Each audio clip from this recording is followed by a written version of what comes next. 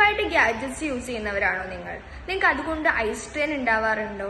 അപ്പൊ നിങ്ങൾ കേട്ടിട്ടുണ്ടാവും ഈ ബ്ലൂ കട്ട് ലെൻസ് അല്ലെ ബ്ലൂ ഫിൽറ്റർ ലെൻസ് യൂസ് ചെയ്താൽ ഈ ഐ സ്ട്രെയിൻ കുറയുമെന്ന്.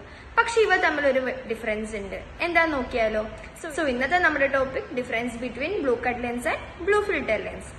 ഇപ്പൊ സ്ഥിരമായിട്ട് കമ്പ്യൂട്ടർ യൂസ് ചെയ്യുന്നവർ അല്ലെങ്കിൽ LED ലൈറ്റിൽ വർക്ക് ചെയ്യുന്നവർക്കൊക്കെ ഈ ബ്ലൂ വയലറ്റ് റേസിന്റെ എക്സ്പോഷർ കാരണം ഐ സ്ട്രെയിൻ അനുഭവപ്പെടാറുണ്ട്. സോ ആ ഐ സ്ട്രെയിൻ നമ്മുടെ ഡേ ടു ഡേ ആക്ടിവിറ്റീസിനെ തന്നെ വല്ലാണ്ട് അത് എഫക്ട് ചെയ്യും. സോ ഇതിന്റെ ഒരു സൊല്യൂഷന്റെ ഭാഗമായിട്ടാണ് ഈ ബ്ലൂ കട്ട് ലെൻസ് അല്ലെങ്കിൽ ബ്ലൂ ഫിൽറ്റർ ലെൻസ് യൂസ് ചെയ്യുന്നത്. പക്ഷെ ഇവ തമ്മിലൊരു ഡിഫറൻസ് ഉണ്ട്. എന്താ നോക്കിയാലോ? ഈ ബ്ലൂ കട്ട് ലെൻസ് എന്ന് പറഞ്ഞാൽ പേര് പോലെ തന്നെ എല്ലാ ബ്ലൂ ലൈറ്റിനെയും അത് കട്ട് ചെയ്യുന്നുണ്ട്. സോ നമ്മൾ വിചാരിക്കും അത് നല്ലതല്ലേ?